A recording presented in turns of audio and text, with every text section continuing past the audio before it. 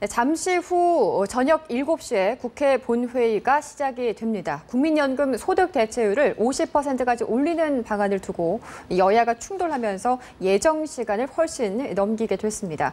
국회에 나가 있는 취재기자 연결해 보겠습니다. 이준석 기자. 네, 국회입니다. 네, 공무원 연금법 개정안 처리 어떻게 합의가 됐습니까?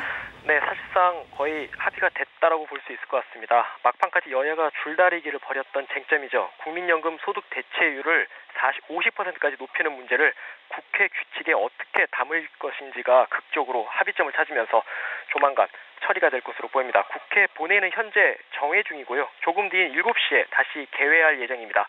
결국 새정치연합이 소득 대체율 50%를 명시하는 방안을 국회 규칙에는 넣지 않되 부칙의 부속 서류에 명시하는 방안을 의원총회에서 추인했고요. 현재는 새누리당이 최고위원회와 의원총회를 잇따라 열어 이 방안을 최종 수용할지 여부를 논의하고 있습니다. 아직 절차가 모두 끝난 건 아니지만 일단 여야 원내대표가 가합의를 한 것으로 전해지고 있어 사실상 타결이 임박한 것으로 보입니다. 이에 따라 조금 뒤 본회의가 열리면 공무원 연금법 개정안은 처리가 될 것으로 보입니다.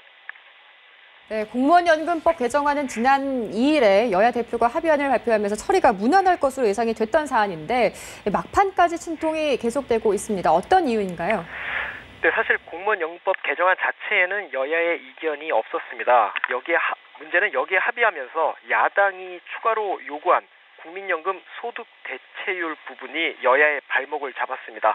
이 논의를 위해선 실무기구를 다시 꾸려야 하고 이 기구의 역할 등을 국회 규칙으로 정해야 하는데 야당은 여기에 소득 대체율 50% 인상이라는 구체적인 수치를 명시하자고 요구해왔습니다. 새누리당은 지난 2일 합의문 발표 이후 당내는 물론 청와대의 반발이 워낙 거세다 보니 절대로 수치를 명시하는 것은 받아들일 수 없다는 강경한 입장을 고수해왔습니다. 결국은 야당이 키를 넘겼는데요. 야당 지도부가 고심 끝에 50%의 수치를 규칙에서는 빼고 부칙의 첨부 서류에 넣는 절충안을 제시하면서 막판 협상이 급물살을 탔습니다.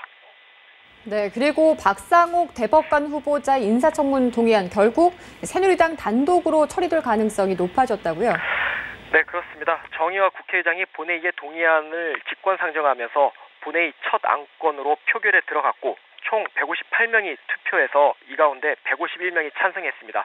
반대는 6표, 무효표 1표로 압도적인 찬성으로 인준하는 표결 처리됐습니다.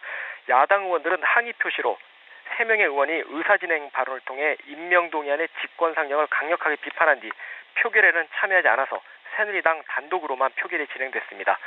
대법관 후보자 임명동의안은 재적의원 과반 출석연 과반 찬성이면 가결되기 때문에 총 130석 가운데 160석을 갖고 있는 새누리당에서 일부 이탈표가 나오더라도 통과에는 문제가 없는 상황이었습니다. 이 때문에 새누리당의 단독 표결로도 인준동의안이 무난하게 처리됐습니다. 지금까지 국회에서 연합뉴스TV 이준서입니다.